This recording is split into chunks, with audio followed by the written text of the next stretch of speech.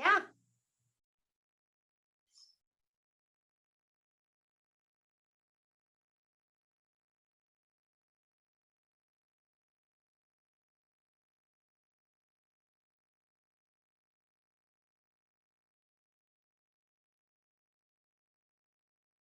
Put myself on mute. Which way do you want me to tilt my camera? Like that? Or closer? Is that better?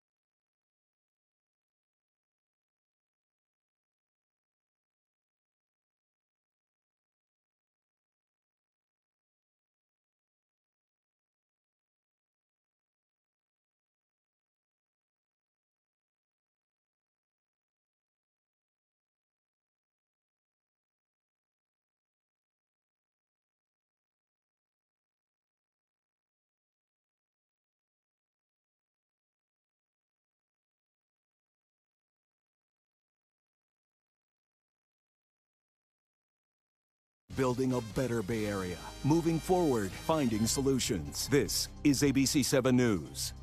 Hi there, I'm Kristen Z. You're watching Getting Answers live on ABC 7. We ask experts your questions every day at 3 to get answers for you in real time. California has some of the strongest environmental protection laws, so how is it that the state gets nearly a failing grade from an environmental group? We'll talk with the CEO of California Environmental Voters to see where the state is coming up short. Also, with graffiti a big problem in San Francisco, business owners could soon have a new weapon against tagging. A reporter with our media partner, the San Francisco Standard, will be joining us. But first, applicants to UC Berkeley for this fall are relieved after Governor Newsom signed SB 118 into law yesterday, hours after it was passed by the legislature with unusual lightning speed. The bill safeguarding students' enrollment at Cal was co-authored by San Francisco State Assemblyman Phil Ting. We talked with him earlier today about the impact of this law, as well as how to accommodate more students and building housing for them. Assemblyman Ting, thank you so much for joining us today. Thanks for having me, Kristen. Great to be here. All right, you probably don't often see your name in college application discussion forums, do you? No, not at all. Okay, but nonetheless, I got to tell you that is what's happening right now, because SB 118, which you co-authored, prevents UC Berkeley from having to slash its on-campus enrollment by about 2,600 students for this fall. So applicants waiting for decisions later this month are definitely relieved. But explain to our viewers exactly how this law saved Cal from having to cut the number of acceptance letters. Well, we were approached by the university about a month ago, letting us know that this was going to be a very drastic situation. They'd lost their appeal at the appeals court to stay the course, to stay the case. And we're told that they would have to cut their admissions by about a third, which was be catastrophic for all those families who have been working so hard and waiting for this immense decision. You and I both know how much going to college changes your lives and changes your trajectory. And I know for a fact that UC Berkeley can definitely change your life as an alumnus. And so it's very important to me to do everything possible to try to rectify the situation. All right, well, I don't want to go too much into the details, but there was this law, CEQA, the California Environmental Quality Act, which was used in that lawsuit by the neighborhood group to really get the judge to order that freeze, that cap on enrollment. Explain how CEQA applied to universities and how this new law will make it so that one component of it will not apply to universities. So every university and college has to do a long-range development plan, which really projects their campus growth, their population growth, and its impact on the environment. What UC Berkeley did in 2005 is they projected a flat growth in student enrollment, which meant they didn't project any increase in student enrollment. So that was the first mistake they did. So what we did was in the law amend the focus on student enrollment and really talked about campus population, because it's really not just the students, it's also the staff and the faculty, all the employees at the university. So we talked about the growth in campus population and its impact on the environment. And then the second major piece of the legislation was really around directing the court.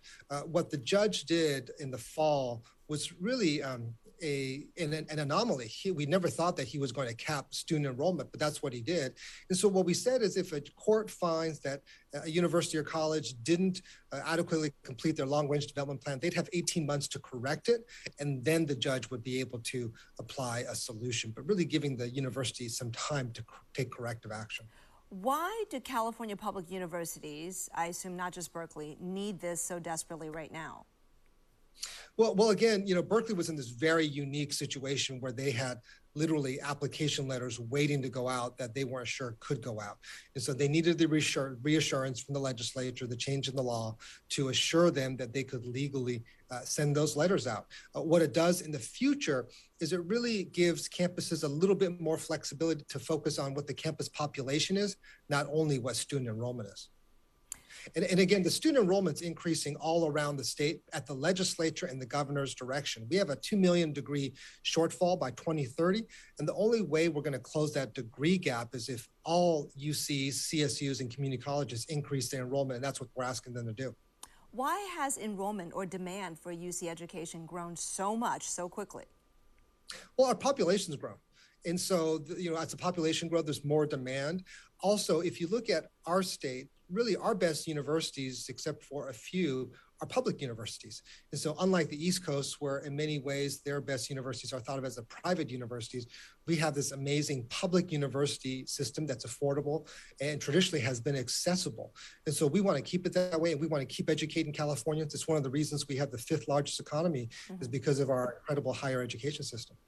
But the plaintiff, this neighborhood group, Save Berkeley's Neighborhoods, argue that, look, we're not saying the campus can't grow. We are saying, though, that you already have so many unhoused students as it is, that housing has not kept up, the construction projects. So I guess what I'm asking you is, the legislature really wants UC to be able to accept more students, and I can understand why, but what thing is there accompanying that to ensure that the housing needs will be met?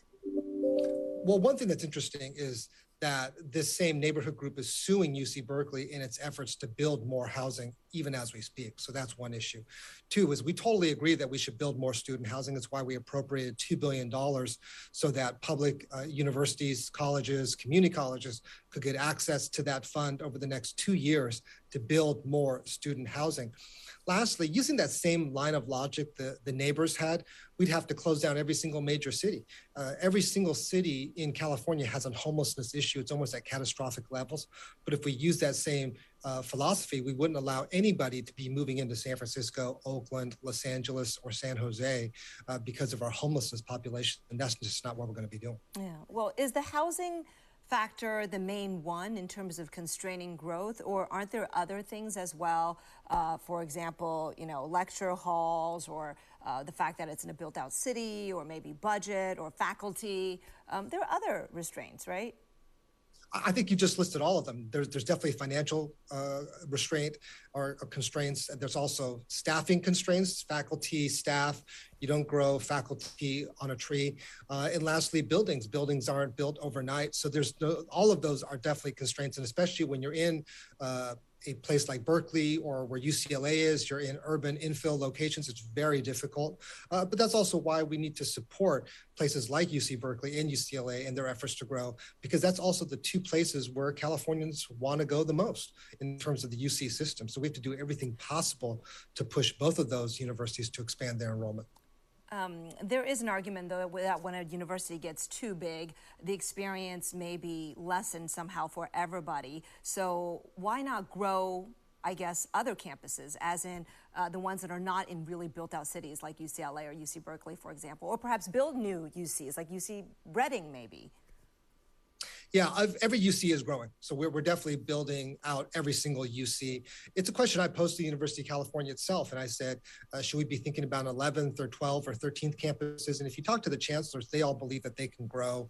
And it's probably the fastest, most efficient way to increase enrollment here in our state. And so again, this is a question that we posed to the university itself. We are growing every single campus. So Merced's the newest campus. We're definitely growing that, but also Riverside, Santa Cruz, Irvine, Davis, all all of those campuses are being asked to increase their student enrollment.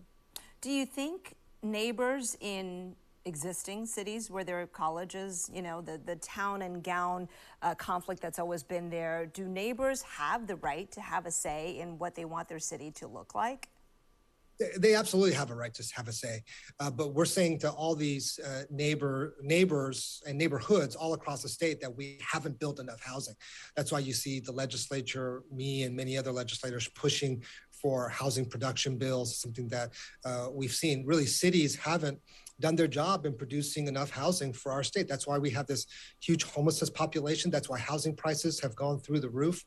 Again, it's a failure on the parts of cities all across the state. So we're really taking much greater action in Sacramento to streamline that process, to increase money for affordable housing, but also in pushing universities to build more student housing. So they have a right, but again, almost everybody who moved into those neighborhoods realized they were moving in next door to a major university. It wasn't that they were there before the university was there first, and they made that decision knowingly. I want to also ask you real quickly about Lowell High School. And San Francisco School Board, as you know, now has 3 new members. There may be some new priorities, and taking a look again at the admission process there. The old board had wanted a lottery-based process, and a lot of people are wondering if merit will come back. I wonder if you have a thought on that. I advocated to keep the Lowell merit-based admissions policy over 2 years ago at a school board meeting, and I continue to stand by that. I believe the way that the school board handled their decision was not right. They didn't do it with any public deliberation, very little public process. They did it in the middle of a pandemic, really, pulling the rug out of many, many students who've been, looking and working towards Lowell for many years. I understand the goals of more diversity. I fully support that. I think there's a way to do it without throwing out the merit-based admissions policy. I really think that they should take a look at reinstating it. A court has spoken that the way they did the change was incorrect, so they do have to reinstate it. But I think it should be kept. Now, I think we should keep it and still figure out a way to increase the diversity at Lowell so that more students can get access. I think there's a number of different ways to go do that. I should add that one idea Assemblyman Ting mentioned is perhaps taking the top percentage from each and every middle school in the city of San Francisco. So that is one option on the table there. By the way, the group that sued Cal, Save Berkeley's Neighborhoods, responded to the bill's passage, saying it would give the university, quote unquote, a unique free pass to avoid analyzing the impacts of its enrollment decisions and will make the housing crisis worse. He also says this law will likely result in further litigation. So we shall see. Coming up next, a watchdog group is grading the state on its fight against climate change. That grade is not a good one. We'll explore why. All right, thanks for joining us today. We'll be back after a short break.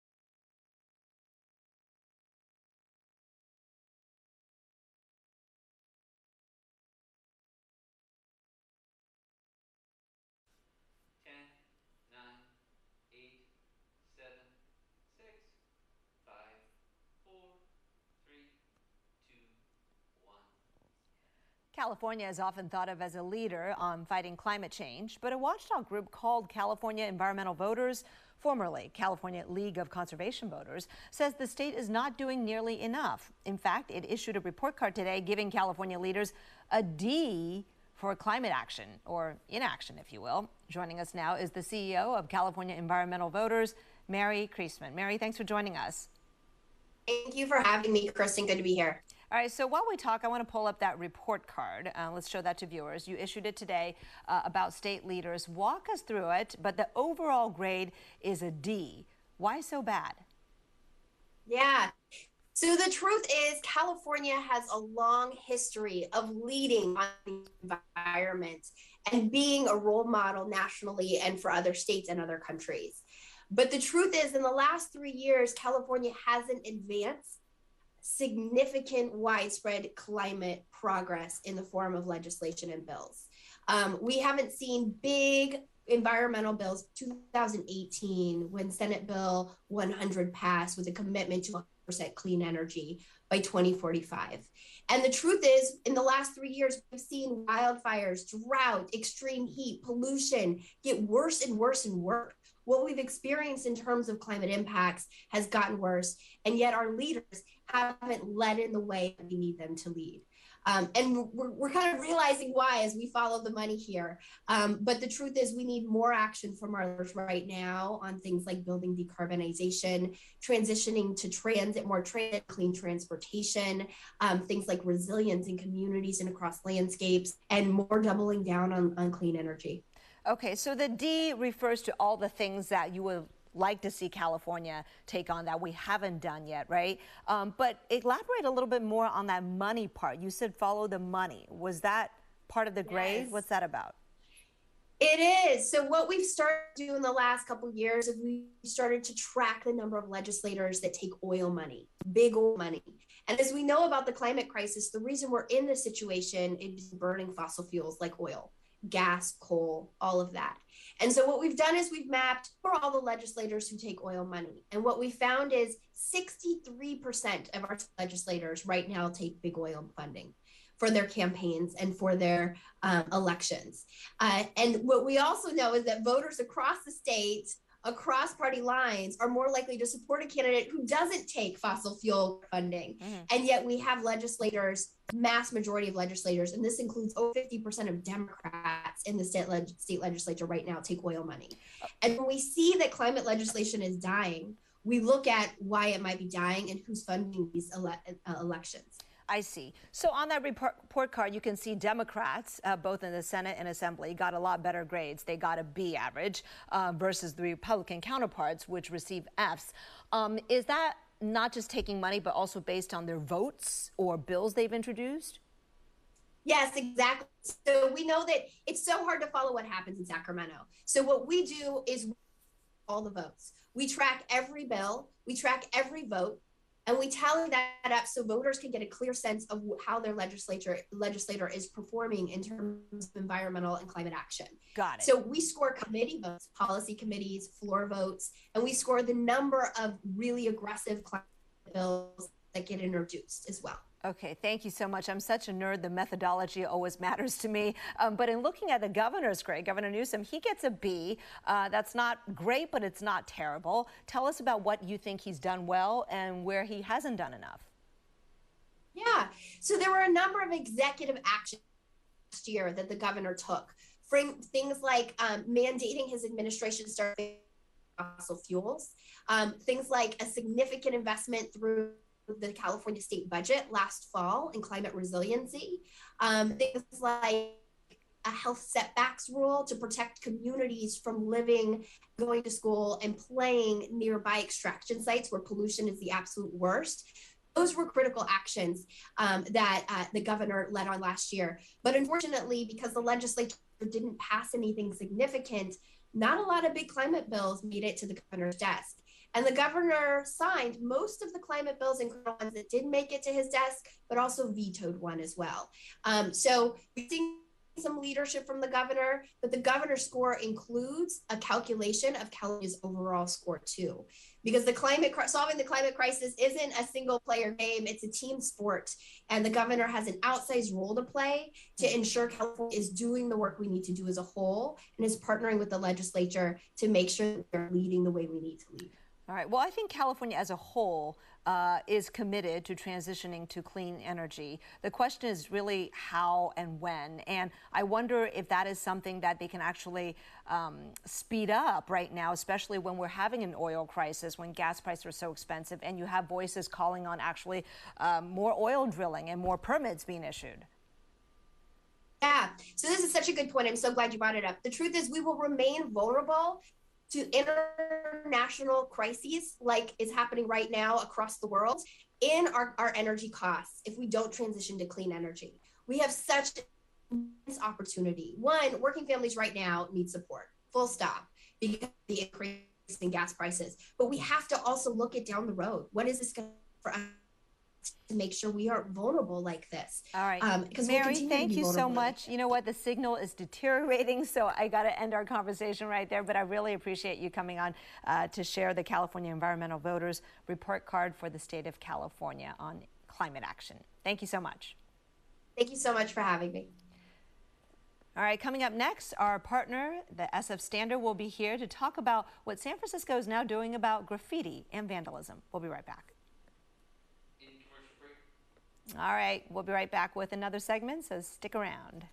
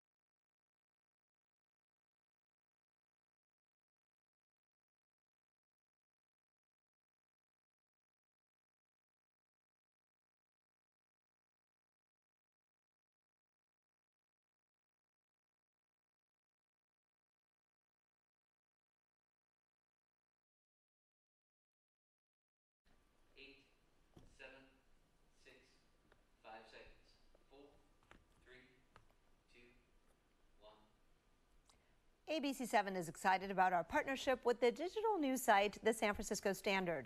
Part of building a better Bay Area here at ABC7 is highlighting those who are working toward the same mission of improving the quality of life for everyone. The Standard's deep and insightful reporting on the challenges in San Francisco does just that. Now today, the Standard is sharing the story of private business owners, the growing issue of vandalism and graffiti, and what city leaders want to do to help clean up this problem. Joining us now from the Standard is reporter Kevin Truong. Kevin, good to see you again. Nice to be here. All right, so you spoke with, I know, a lot of people to put together this story that's in the Standard now. Business leaders, San Francisco supervisors, and the Department of Public Works. What is their general feeling about graffiti? Is it like car break-ins or retail theft seen as being blatant and out of control right now? Well, yeah, I think anybody who's walked around the city, whether that's a business owner, a city official, or even a resident, can see there's been an increase in graffiti and issues of vandalism. And the numbers have borne that out as well. You know, over the last year or so, there's been roughly 11,000 instances of graffiti on private businesses, according to the Department of Public Works. And that's nearly double or roughly double the amount that was seen in pre-pandemic times. So that's leading some folks to consider a new approach to dealing with the issue. All right, before we dive into the new approach, I want to ask you if Mayor Breed has weighed in, because she seems really focused on cleaning up the city right now to get office workers and tourists to come back to the city. In fact, she's kicking off a European tour to sell the city as a tourist haven, which is hard to do if the city is not visually appealing. So has she commented? She has not commented directly on this, but I know that the mayor's office is working in partnership with Supervisor Myrna Melgar on this impending program. Got it. Okay, and the program you're speaking about, which you looked at in depth, is that graffiti abatement program, the pilot program that Supervisor Myrna Melgar is behind. Tell us about what that includes. So essentially, this would create a pilot program allowing businesses to opt in to a service that would expand DPW, or the Department of Works, ability to clean up not only graffiti on public spaces, which they already do, but private businesses as well. And this would be targeted at major commercial corridors. Like you said, San Francisco, if it wants to get its economy back and roaring again, it needs to start showing a little bit better, and that involves cleaning up some of the issues of vandalism we've seen over the past year. So two questions that immediately come to mind. One, does DPW have the man and woman power to do this, right? Add the small business graffiti cleanup. And two, would they charge the business owners? Right. So I'll answer the second question first. So this would be a free opt-in program for businesses on these major commercial corridors. The idea would be the legislation would earmark an additional funds for DPW, which already spends millions of dollars a year working on graffiti abatement, to kind of expand their services to private businesses. And with regards to the man or woman power, Supervisor Melgar said she's working with a local laborers union to help staff up the program with folks who are looking for entry-level jobs. All right. Another piece of this is the fine that may be coming back, because during the pandemic, they paused that fine, right, where basically property owners who don't clean up the graffiti on their property would have to pay. Is that still seen as part of the solution, or are they thinking, gosh, these businesses have suffered so much, maybe they shouldn't have to pay? Yeah, so part of what kicked off this momentum for the new program is the fact that these fines are basically being in the process of being restarted by the Board of Supervisors. So that's still to be voted on by the full board, but it looks like those fines will be reinstituted. So the idea is that these programs could work together. So the fines could act as essentially a stick for bad actors or businesses or property owners who fail to clean up their businesses, and the pilot program could be a carrot, basically. Got it. Yes, exactly. Basically helping these businesses, giving them a path to clean up. Although, Kevin, the ultimate bad actor is the vandal themselves, the ones who are putting the graffiti on these buildings, right? Will they be held more accountable? Yeah, so DPW told me that while they're looking for increased funds to expand the program, part of what they also want is, the continuing enforcement actions on folks who are vandalizing properties. Instances of graffiti, of vandalism, research has shown they end up leading to more instances of graffiti, more business vacancies, and issues like that. So it becomes Kevin, a slippery slope. I'll have to put you on hold briefly. We can finish up on Facebook Live, but I want to let folks know we have links to the San Francisco Standard's other original reporting on our website, abc7news.com. To watch more of ABC7 segments featuring the San Francisco Standard city-focused journalism, check out our ABC7 Bay Area streaming TV app and scroll down to the SF Standard shelf. Be right back. All right, Kevin, so basically, I wonder, okay, so more enforcement. Is the issue right now for property owners that they didn't have the time or the resources to do the cleaning, so that if DPW were to get involved, that would be quickly taken care of?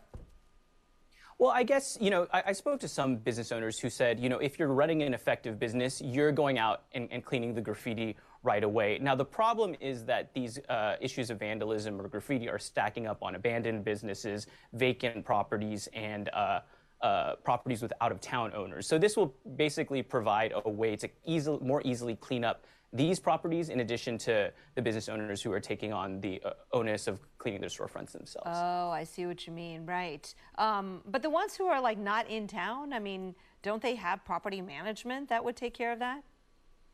Yeah, you would think so.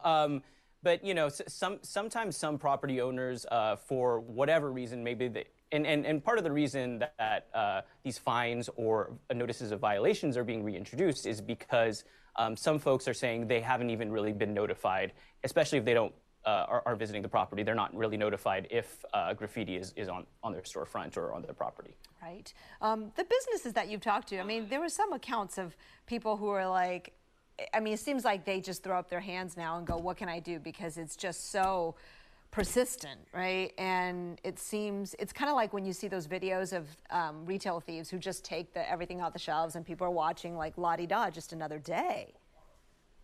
Yeah, one business owner or a manager at a restaurant in the Mission District was telling me about a similar sort of flash mob style event last month, which saw dozens of people armed with spray paint cans tagging up a neighboring building. So it has become a problem that some folks have said is getting out of hand.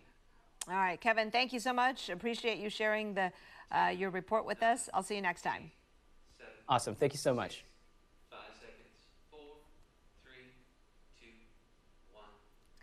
Thanks for joining us on Getting Answers. See you back here tomorrow. Bye-bye.